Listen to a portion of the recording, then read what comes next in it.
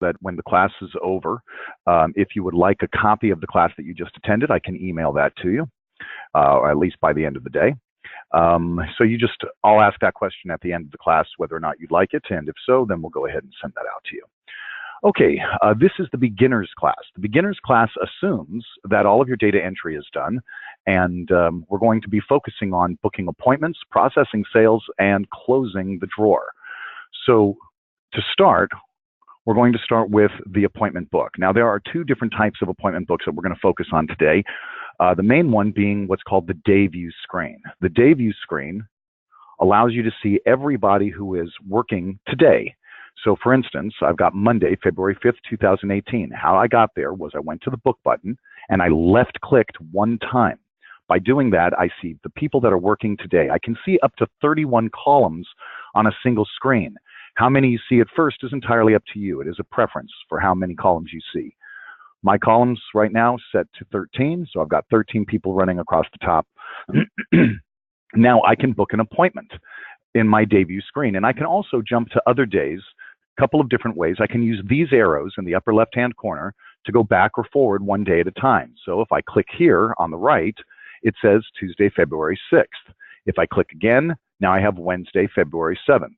And I can go back, click, and I've got Tuesday, February 6th, and click Monday, February 5th. Another way to jump to a day is to click on calendar and choose any day I'd like. And I can immediately go to that day by choosing a particular day like Tuesday the 13th and hitting accept. By doing that, I'm now on Tuesday, February 13th. And to go back to my current day, I simply go to calendar and hit today. And that will take me right back to whatever my current day is, in this case, Monday, February 5th, 2018. To book an appointment in the day view screen, we go through a few steps. The first is to pull up a customer. Next is to choose from my groups of services that I have predefined. And then within those groups, I have all of the different services that can be performed in those groups. So the first thing I do is choose a customer, and I can do that several ways. One way is to click on this button, and it brings up my search screen. Now I can look up a customer by default by last name, or if I click here, I can look them up by first name, or here by telephone number, or here, if you're using the rewards membership program, you can even swipe a membership card or type in a member number, and you'll pull the customer up that way. So I can also use my keyboard if I want. So if I wanted to look up Michelle Babcock, if I hit the letter B and hit enter, then everybody whose last name starts with B appears, and there's Miss Babcock. If I put in additional letters, B-A-B-C, enter, there's just Michelle Babcock. B-A-B, enter, and I have everybody whose last name starts with B-A-B. So the more I put in, the shorter the list is going to be. That's one way to do it. I can also start typing right into this box here if I'd like. So B-A-B, enter, and it says pick from list. And everybody whose last name starts with B-A-B will appear here, and I can choose the person I'm looking for. Again, if I type in more letters, B-A-B-C, enter, the shorter list, in this case, just one person has that in their name, so their name appears. Again, I click here. I can click these buttons if I'm using a touchscreen, B-A-B, select, and here they are. Click with my finger on Michelle Babcock. Her name is here. Now, after I've chosen my customer, I can choose from my groups. Now, I've got lots of groups here that I use for teaching my classes. You may only have a handful of groups, maybe 2 or 3. You may only have one group, or you may have lots like I do here. Now, may I ask you, Kim, are you a salon or a spa or both? We're salon, but we're going to be both. Okay. Okay. We're going to do both. All right. All right. I'm going to show you 3 different types of bookings. The first one I'm going to do in my hair group is called single-tiered booking. So I'm going to choose my hair group, and all of my hair services will appear here under service. So I can choose something like a blow dry and curl.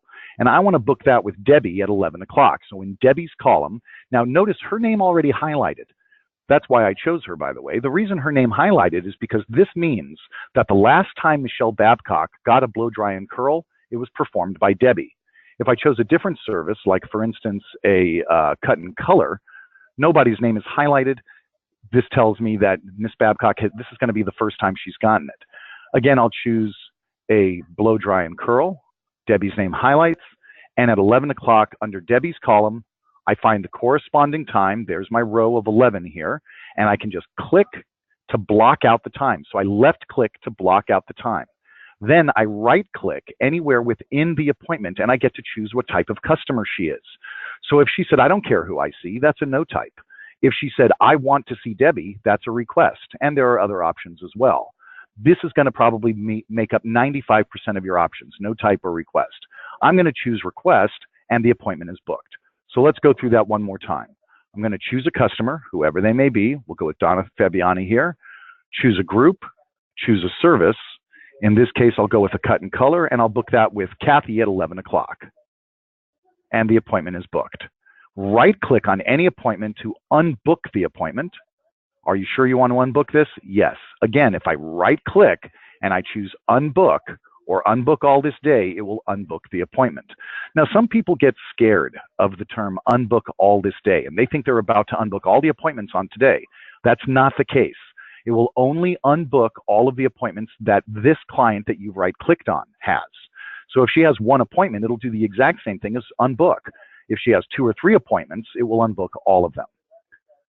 So this is, again, what we call single-tiered booking. And why? Because the only thing we've done is book a staff member. Ms. Babcock was booked with Debbie, done. So now we're going to do 2-tiered booking. So I'm going to choose a new client here, and I'll choose perhaps Laura Haas. And this time I'm going to change my group, and I'm going to choose massage. Notice when I chose a different group, my whole screen changed, because only my massage therapists appear, only the rooms that massages can be done in appear, and any equipment that some of the massages may use will appear as well. If I choose waxing, again, my screen changes. Only my waxers appear, and only the rooms that waxing can be done in. Let's go back to massage. And this time I'll choose a service like a Head 90. And I'm going to book that with Maureen at 10 o'clock.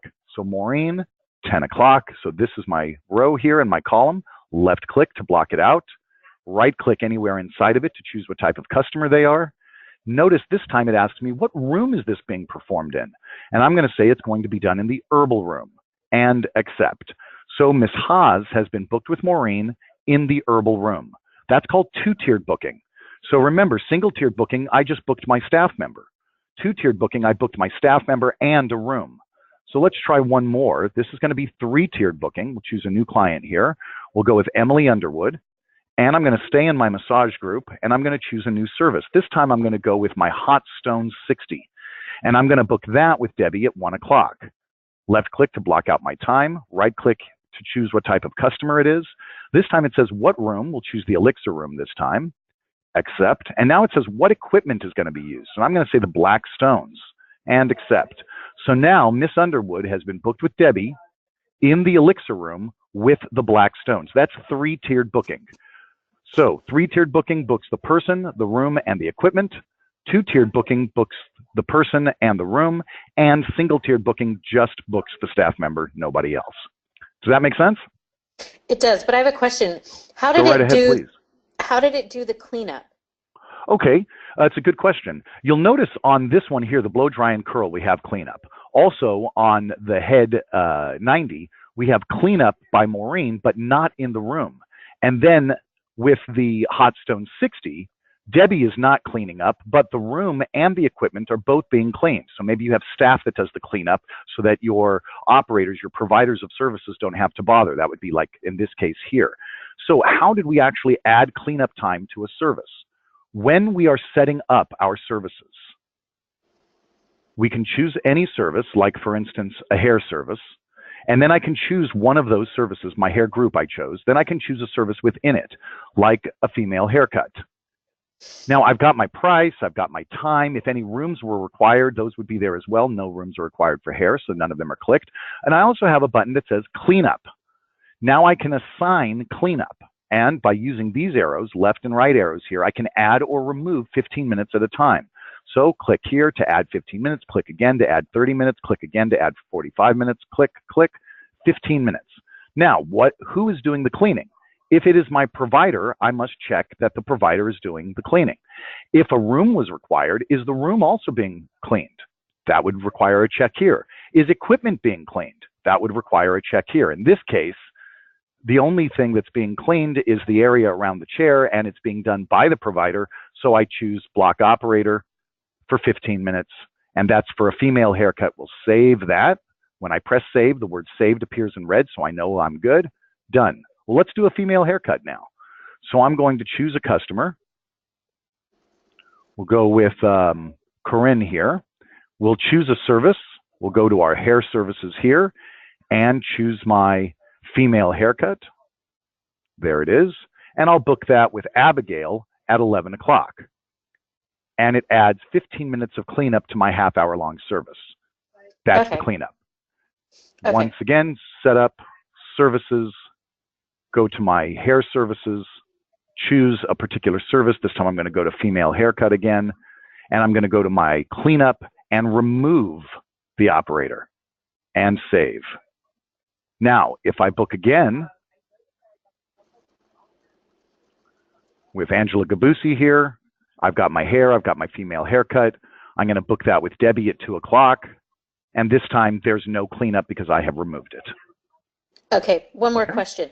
How it highlights under the name, do you have to put the operator's name in that spot when you put the client in there? Do you have to put the operator's name in the spot?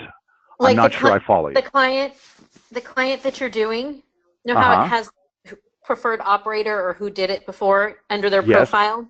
Yes. Under their profile. If there's not a profile name in there, will it still highlight that operator's name? Yeah, let me explain here. If we go into the client information, I think this is what you're talking about, where it says who they prefer to see, main operator. So this could have been Ashley. So Ashley could be who she prefers to see. However, Debbie's name still would have highlighted when I choose the female haircut for Angela Gabusi. Why? Because Debbie was the last one to perform the service. So it doesn't matter who their preferred provider is. In this case, it's who provided the last service. Okay, so that's all that highlight means. Last person. Now, that doesn't mean that I have to book it with them. I could just as easily have booked it with Ashley.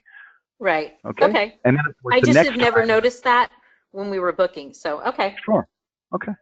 All right. So let's go ahead, and that's booking an appointment. And we talked a little bit about unbooking, where we right-click on an appointment and choose unbook or unbook all this day. How do we reschedule? Well, there's two different ways to reschedule. I can either right-click on an appointment and choose reschedule, and that will make the appointment vanish with a little question mark next to my cursor, and I can move it somewhere else, like 10 o'clock, and drop it in. Left click to put it in. That's one way to do it. Another way is to check this box that says reschedule, and this will allow us then to use our drag and drop feature. So I can just grab the appointment by left clicking on it and holding down, and then taking it anywhere I want. So left click and hold it down, bring it down here to 12 o'clock and release. Left click and hold it down, 11 o'clock, left click, 10 o'clock, left click, 3 o'clock, left click, 11 o'clock again. So moving an appointment around using reschedule is really simple. What if they're not rescheduling for today? Hey, I can't make it in today. I'm so sorry. What other times does Debbie have available this week? I can right click on Debbie's name and select Go to Week View. And this will take me to just Debbie's schedule for today plus 2 weeks.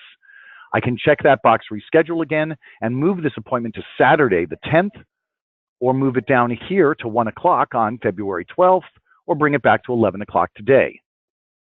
And then to go back to my current day, I right-click on any day I want, in this case Monday the 5th, and select Go to Day. And that will take me right back to Monday, February 5th, day view screen. Okay? So do you have any questions on booking, unbooking, or rescheduling an appointment? No. All right. So then the next thing we're going to talk about is doing a standing appointment. So, of course, a standing appointment is like somebody who comes in every other Tuesday at 11 o'clock for the same service, and they've been doing it for years, and they want to continue to do that for as long as, well, however long. So in order to do that, we click on this button here that says Standing Appointments, and that brings up our Standing Appointments window. With this question mark box, I can choose a customer. So I click here, and again, I get my screen. I can choose a customer, like, let's go with Ann Sabella here. Choose who they would like to see. I'm going to say that they would like to see Angel, and what service would they like to get. And I'm going to say they're going to get a, let's go with an earwax here. Then I get to choose the request type, just like I do whenever I'm booking an appointment. No type, request. I'm going to say request. They asked for Angel. When do they want to come in? It's going to default to my current day. I can use this plus or minus to add or subtract a day. So if I click on plus, now it's February 6th, Click on plus, now it's February 7th. Click on minus, now it's February 6th. Click on minus, now it's February 5th. Or I can hit calendar and choose any particular day I want. I'm going to stick with today, Monday the 5th. And what time does this person want to come in? Well, I'm going to say they would like to come in at 10:30 every Monday, or every other Monday, or every third Monday, whatever it may be. So my frequency then is every day. That would mean she's going to get an earwax today and tomorrow and the next day, etc. Every other day, today, and then Wednesday, and then Friday, and then Sunday, etc. Every 2 weeks, today, but not next Monday, but then the following Monday. So we're going to go with that one. We're going to say every 2 weeks. At 10:30, every 2 weeks, she's coming in for an earwax. And then I get to say how many visits. And I can choose from 1 to 256 visits. Now understand, there's 52 weeks in a year. I've said every other week. If I chose 256, that would equal about 10 years worth of appointments. I don't want to do that. Maybe I'll just go with 10 appointments. So then I hit show, and it will show me every appointment that I'm about to book. Here are all 10 of them. What I'm looking for when I hit show, and it's very important that you hit show after you've selected all of these changes, you hit show. Why? Because what you're looking for is right here where it says status. Under status, they must all say okay. If they all say okay, I can book all of them. However, maybe one of these days, Angel was taking a day off, or maybe she's not taking a day off perhaps, but she's already got something scheduled at that time. Things like that can happen. If that's the case, instead of saying okay, there will be X's. It will be an X and an X. So maybe March 19th is her birthday and she's already asked for that day off. So you've marked her off that day. Well, if that's the case, then all of these would say okay, except for March 19th, which would say XX. I can then highlight it, and I can either choose an alternate operator or an alternate time that may be available for Angel that day. If she's already booked for an appointment at that time, an alternate time would be the way to go. If, however, she's not going to be there at all, then maybe I choose an alternate operator. However, these all say okay, so I could just hit book if I wanted to, and they will all book. All 10 appointments at one time. Okay, I'm going to go ahead and cancel that. That's standing appointment. Do you have any questions on that before I continue? No. All right. Okay, the next thing that we're going to be talking about is the multi-book. That's booking multiple services for a client all at once. So I choose multi-book, and that brings up this multi-client, multi-book appointment here. And now, when I use this drop-down under package, I have single service, multiple services, and then my packages that I've already created. Any packages that I've created will be listed here. But if I don't have any pre-created packages, I can just go to multi-service, and then I can create a multi-service on the fly. So for instance, I could say Angel is going to perform the, let's go with an eyebrow tinting, or maybe not that. Let's go with a full facial. There we go. And then I'll stick it in. So Angel's going to do a full facial for an hour and a half. Then I'm going to say that Kathy is going to do a, let's say a cut and color, and we'll stick that in. And then we'll choose one more. We'll say Jessica is going to provide a, let's go with an underarm wax, and we'll stick that in. So then once I've selected what I want, I hit accept. Then I can choose my date. If I'm good with the date that defaults, which is your current day, just leave it. If you wanted to go maybe with the 7th, I click on the 7th and click down here. Now it's the 7th. So we'll stick with today. We're back on the 5th here. And then I can either break it up into portions like morning, afternoon, and evening, or I can choose a start time. Like for instance, she doesn't want to come in any earlier than 10 a.m. So 10 a.m. would be my earliest start time. Then I can hit go. And every available option will appear. I can choose the option that is best for her, maybe this one at 10 a.m., and hit show. And I can say, okay, Angel's going to do your full facial at 10, Kathy's going to do your cut and color at 11:30, and Jessica will do your underarm at 1:30. Does that work for you? If it does work for the customer, I can choose who they are. We'll go with Nancy Fair here, and then I can book it. Any of the services that require a room or equipment will appear, and the appointments are booked. And there they are. Nancy saw Angel for the 10, or will see Angel for the 10 o'clock, followed by Kathy for the cut and color, followed by Jessica for the underarm.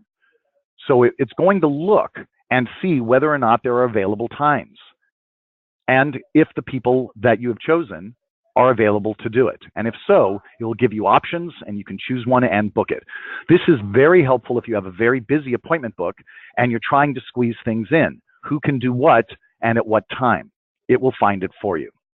If you have a pre-created package, multi-book, choose My Princess's Day. It's already a made package. Choose a start time, say 11 a.m. And in this case, I'm not choosing the people who are doing it. I just hit go, and it's going to find every available option for me. Once I have an option that works for the customer, I can stop it, or I can just let it go through the whole process. Now, of course, I've got a wide open day here, so it's going to just find a lot of them for me, but it might have only found one or two options, or it might have said there are no available times for this package. So once I find what I want, I hit stop. I can then choose it and say, okay, let's take a look. All right, Ashley's going to do your acrylic tips, followed by Angel doing your back facial, followed by Christian doing your microfacial. If that works, I choose the customer. In this case, I'll choose Virginia Gage here and book. If any rooms are required, herbal room, ruby room, any equipment for the microfacial, we'll use the microdermabrasion machine 1, and the appointments are booked. And there they are. Virginia Gage, Virginia Gage, Virginia Gage. The appointments are booked. Any questions on booking a multi-service? No. All right. Okay, so for the purposes of this class, we're done with the appointment book. We're about to head over to the point of sale. Do you have any questions on the appointment book? Maybe something you were hoping I was going to go over that I didn't, or something that popped into your head? Any questions at all regarding the appointment book before we move to the point of sale? No. All right, so then the next thing we're going to do is go directly to the point of sale. Now, there's two different ways to get there. One way is to simply click on the sales button, and it will open up my sales register. I'm going to exit out of that. Another way is to stay in the appointment book, right-click on an appointment, like, for instance, Corinne here, and select Check Out. And when I do that, it will open my schedule, my register, with her ticket already pre-filled. Corinne saw Abigail for a female haircut for $60. I'm going to clear that and exit out. This time I'm going to do one of my multi-services. Any one of them I can click on, right-click, and select Checkout. In this case, this service requires a formula. And there's my ticket. Nancy saw Angel for a full facial. She saw Kathy for a cut and color. She saw Jessica for an underarm. And my ticket is full, and I'm ready to go to payment. Excuse me. I'm going to clear that and exit out. What if I'm not in the appointment book and somebody walks up to the front desk to check out? I can just go directly to sales if I'd like, and everybody who has an appointment with me today will be listed. So I can choose one of them, like Nancy here, and it will fill in for me, just as though I had come from the appointment book. Clear that. Choose somebody else, like Laura. Laura saw Maureen. She got a head 90. She owes me $100. So different ways to pull somebody up. What if they don't have an appointment? Well, then I can click on clients and choose who the client is, like, let's say, Jennifer Tabola here. Choose what service they got and who provided it by clicking on service. So I can say she saw Lachey and got a full facial. If they got more, I can hit more and choose somebody else in another service, or choose the same person and another service. Or if that's the only thing they got, or once I've put in all of the services, I simply hit last. My ticket is ready to go. I can go to payment. But maybe it's not ready to go. Maybe I need to add things to this ticket and not services. This is the only service, perhaps. But they want to buy a product. If I have product in my system, there's lots of different ways to pull it up. One way would be to simply scan the product using my barcode scanner. If I'm not using a barcode scanner, I can also type in a SKU number into this field right here. Or I can click on the retail button and I can look up a product by SKU or by UPC or by vendor, or I can actually look up by manufacturer, etc. But the simplest way to do it would be to simply hit search. and put in a search string. The fewer letters you put in, the longer the list is going to be. So for instance, if my product has the word oil in it, maybe I just want to put in oil, nothing else, and hit start search. And everything that has the word oil in it will appear. So here's all of my different oils. Maybe I'm looking up solar oil though, and so I don't want to just put in the word oil, although it would be easy to find, but I could put in solar oil and start search, and there's my product. Again, if I just put in oil, I can find my solar oil and click on it, and then accept. So here's my product, how many they're buying. I can change the quantity if I'd like, my price, and who is making the sale if I choose. Say Anna's making the sale. So Jennifer Tabola saw Lachey for a full facial. She also bought the solar oil for $8. Puts in my local tax, and perhaps I'm ready to go, but perhaps not. Maybe I want to add a gratuity. So I click on gratuity, and I can put a dollar amount in for Lachey, or I can apply a percentage. So let's say I just want to put a dollar amount in, and we'll say $10. If I press accept, then Lachey got a gratuity of $10. I'm going to remove that item. I could have also, as I said, hit gratuity and done in a percentage and say maybe 15% and accept. And there's $12.75. It does the math for me. So now perhaps I'm ready to go to payment. And I can accept payment in lots of different ways. Now she owes me $106.49. If I click on the cash button, I can put in, maybe she gives me $120. It will make my change for me. If I put in check, I can put in a check number here and accept her money via check. Or if I'm accepting a credit card, I choose credit card. If I am processing through our preferred provider, I can use this button, put my card into the chip reader. I'll get my authorization right through the software. If I am not using our preferred provider, it'll simply look like this instead, and you get to choose what type of card they used. This way, your reporting is accurate, even though you're getting your authorization through a separate terminal outside of the software. You can also accept gift certificates as a method of payment, as long as you have sold that gift card or gift certificate through the software.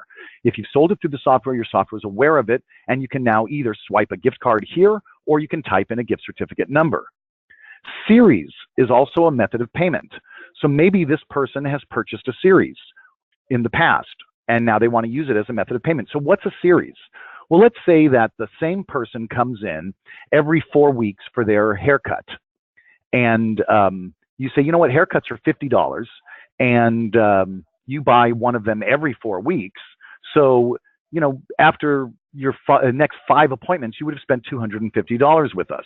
So if you buy 5 haircuts at once, I'll sell it to you for $225 perhaps. So they get a $25 discount. Customer thinks that's worth it. So they buy 5 at one time. That's a series. If they own a series, it will be listed here. So it might say haircut series 4 of 5 remaining, 3 of 5 remaining, 2 of 5 remaining. Every time they use one, it will reduce it until they have used up their series. And then they can either start purchasing individually again at the regular price, or they could purchase another series. On account allows you, if your customer has given you a deposit perhaps, they have money already on account that you owe them. So when you select on account as the method of payment, it will reduce this amount from what they owe you. From what you owe them, because they've already given you a deposit. If you're a part of a hotel or resort, you can charge directly to a room. You can accept traveler's checks the same way you accept personal checks. You can even create your own unique methods of payment. And you can even choose rewards points if you've set up your rewards points program in the software, which is part of your software. I'm not trying to sell you anything. It's already there. Rewards points act like airline miles. You can assign points to your services and or products, or even things like referrals. Your customers can then turn around and use those points to get discounts or freebies from you. Also, here in the point of sale, you can accept payments in multiple payments. So for instance, she owes me $106.49. And she has a $50 bill that she'd like to get rid of. So she's going to give you $50. She owes $106.49, but she gives you $50 in cash. So I accept that. She now owes me $56.49, and my payment screen is still up because she still owes me money. She's going to pay the balance on a check. and she gives me a check for the remaining $56.49, and that, let's just say, is check number 654, and accept.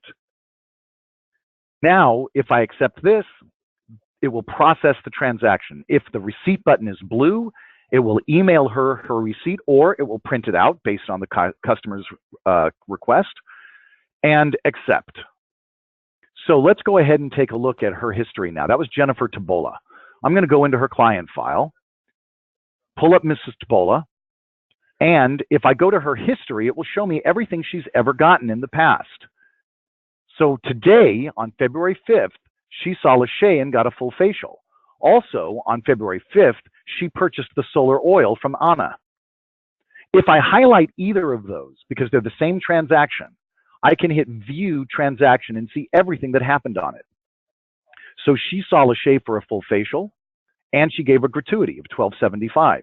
She also bought solar oil from Anna for $8, and she paid tax of 74 cents. She also paid me $50 in cash and $56.49 on check number 654. Okay?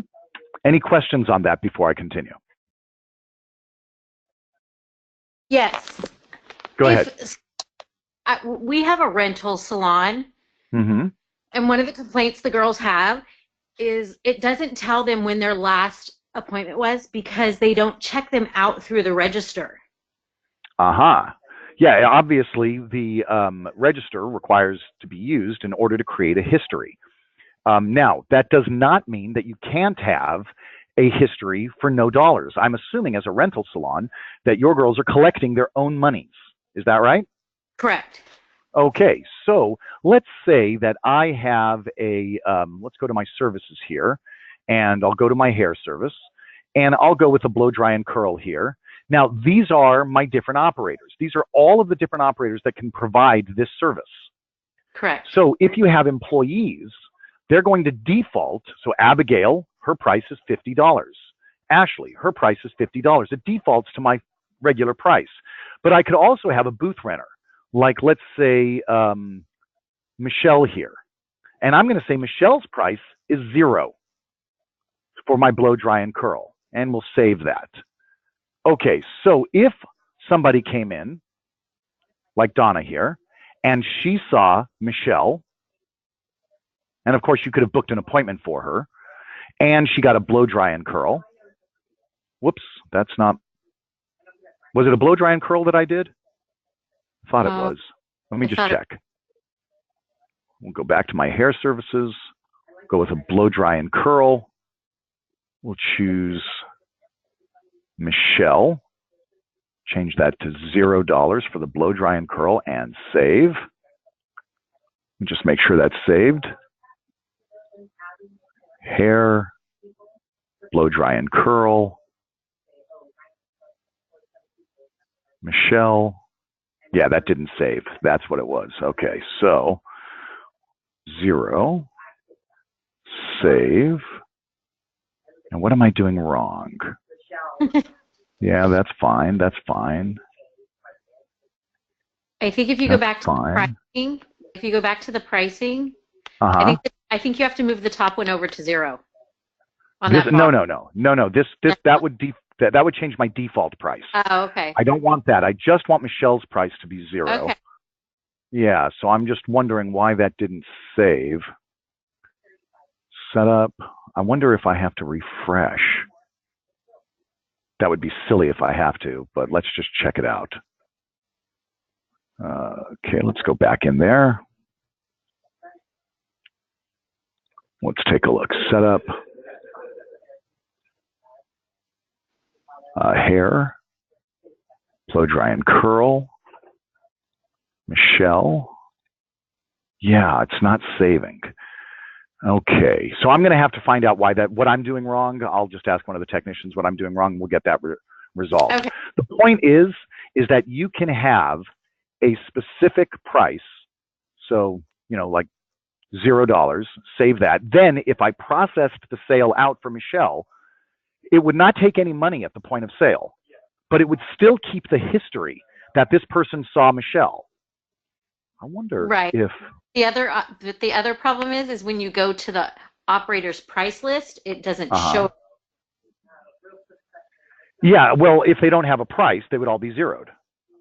Right, but we like to be able to, if somebody were to call and they ask for a certain operator's color, when we go to their price list, everything says 0. We would want that price there so that we know their prices for every different receptionist. Right. Okay. That doesn't quite work that way. Again, you've got your standard price. You've got your salon and spa default price.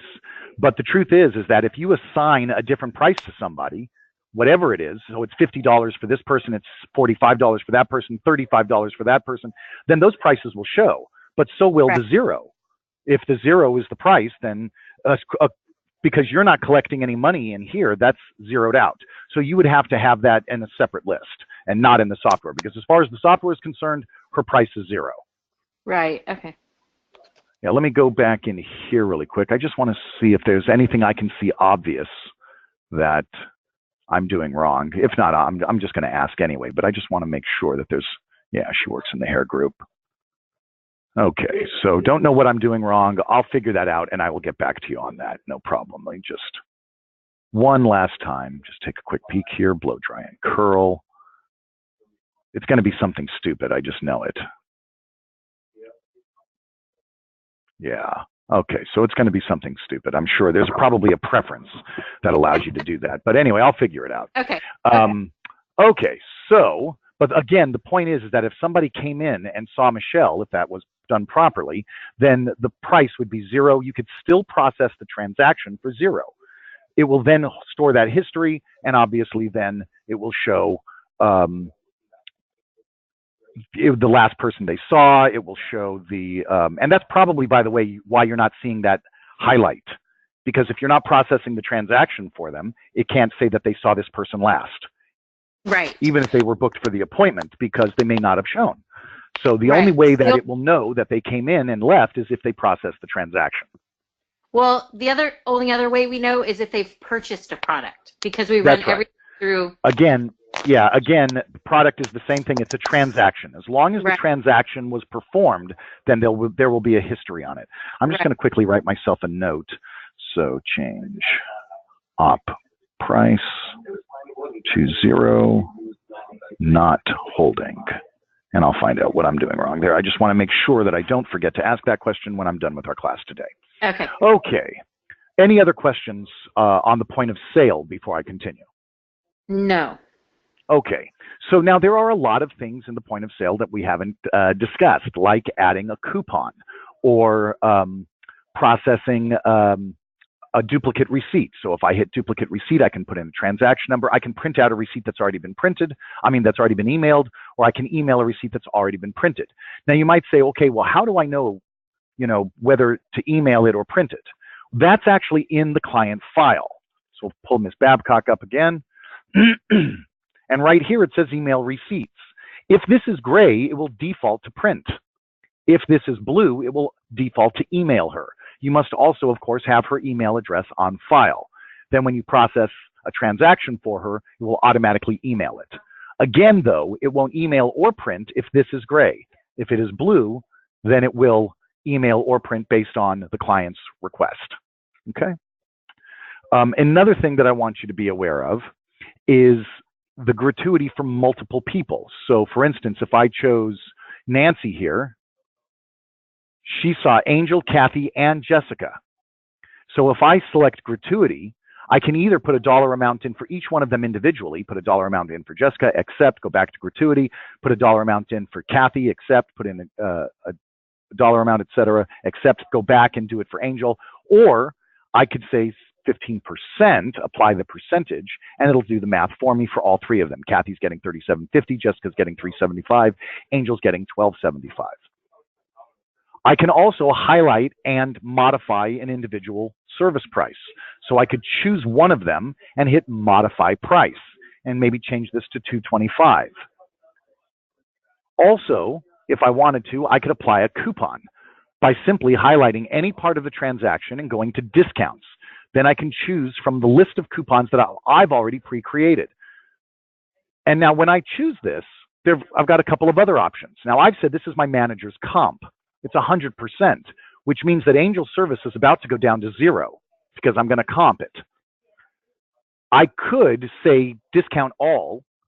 If this is gray, it will only zero out the full facial. But if this is blue, it will zero out the whole thing. So she won't owe me any money on these. Also, if this is gray, then the discount will not affect the commission that my provider should be getting. If it's blue, excuse me, they will not get it. No deduction on commission. But if it's gray, it will affect their commission. That makes sense? And clear. All right. So now what we're going to talk about is closing the drawer. So after I processed my sales for the day, and I'm going to go ahead and do it, we'll say Laura came in, she paid me cash, $100, accept. Then we'll say that Nancy came in, payment, she paid me some cash. She'll give me $300 in cash to get rid of her $100 bills. She pays the balance on a credit card. We'll say American Express for $60 and accept. And we'll do one more. Virginia here also gave me $200 in cash and paid the rest of it on check. Accept and accept. And I'm not going to bother with the rest of them here. Now my day is over and I go to close my drawer. I'm about to turn out the lights, lock the door. The last client has left. I go to register, close. Now, the first thing it's asking me in my closing wizard, it says the first step in closing the register is to post any paid ins or paid outs that have not been entered. Well, what's that? What does that mean? What are they talking about? Let's say that the boss is Kim, and Kim walks up to me. I'm a new front desk person, and Kim's the boss, so I'm a little bit intimidated by her. And she walks up to me and she says, "Hey, Matt, give me $20 out of the drawer. I'm going to go get some coffee." Okay, so I maybe do a no sale and I pop the drawer, or I just use my key and I open the drawer, whatever it is. I take $20 out of the drawer and I hand it to her. Well, then maybe later on in that day, I've left, somebody else is here, and they're the ones that are going to be closing the drawer. And when they go to close the drawer and they do their count, they're going to find out that the drawer is $20 light. It's short $20. That's bad. We have a problem. We never want that. So when Kim came up to me and said, "Hey, Matt, give me $20 out of the drawer," sure thing, Kim. I go to register and I go to paid outs. And then I say maybe Kim for coffee, $20. And then I can post it or post and pop my drawer if I've got an electronic cash drawer. And when I've done that, it will create a transaction for me showing that $20 has left the drawer.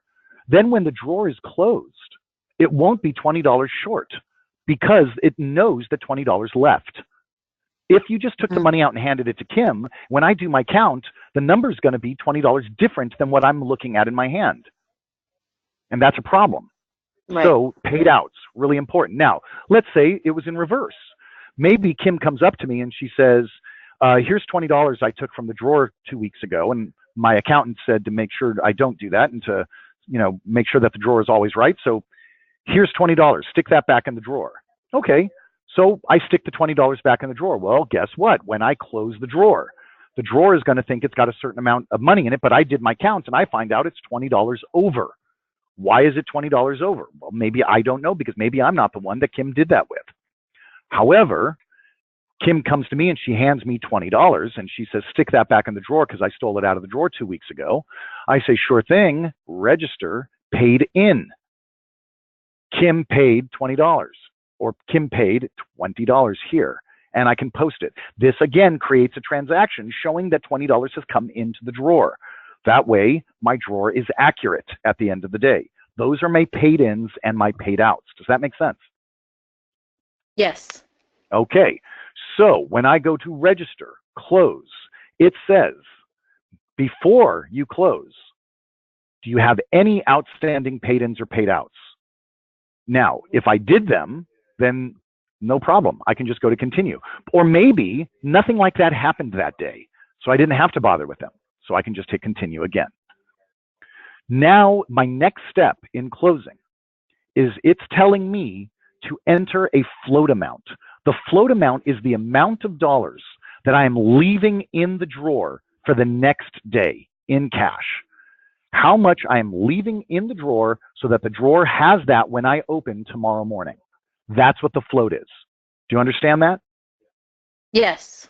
Okay, so I'm going to say that my float is $50. That's what I started my day with today, and it's what I'm going to start my day with tomorrow and forever, because that's what I always start my day with, $50.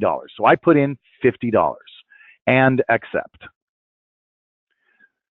Then it takes me to my deposit sheet. If I've got paper deposit slips from my bank, I can type in a deposit number here to match the slip I'm going to use or not. I can have it print out a receipt or even multiple receipts or none. It shows me $650 in cash, $92.49 in check, and $60 on American Express. That's what came in today. That's a total of $802.49. So I can accept that. Now it's showing me I started my day with $50. I brought in $802.49. That means at some point today, I had $852.49 in my drawer, but I'm leaving $50 as my float. So the money that I brought in, $802.49, is my deposit, leaving me with $50, not $852.49. That's what I have in the drawer, but I'm taking $802.49 of it out. And my overshort should be 0, and it is. Next, my cash.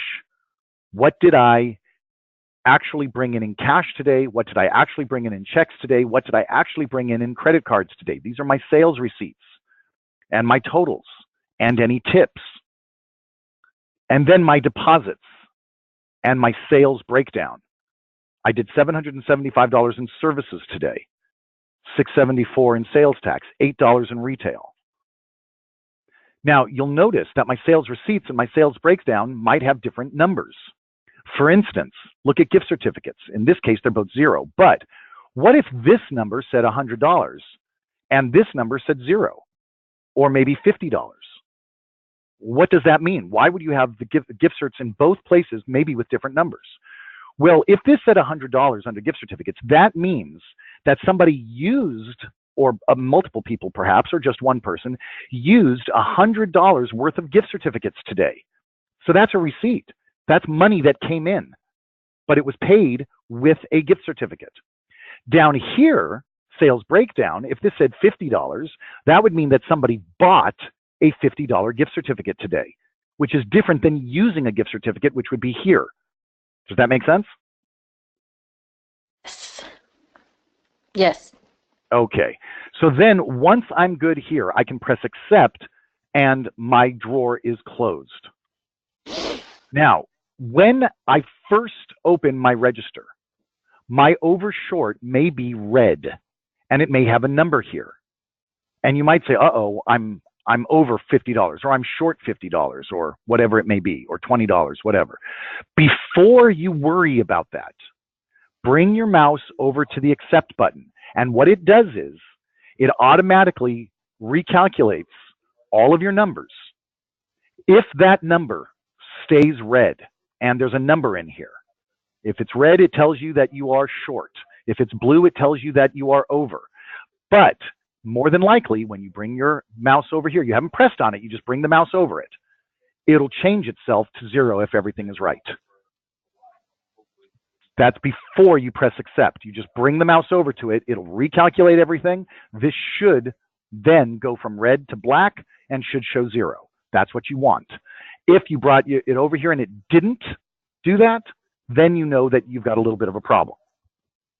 And oftentimes what happens is the float amount, let's say that you started your day with $100 and tomorrow you're leaving $50 in the drawer.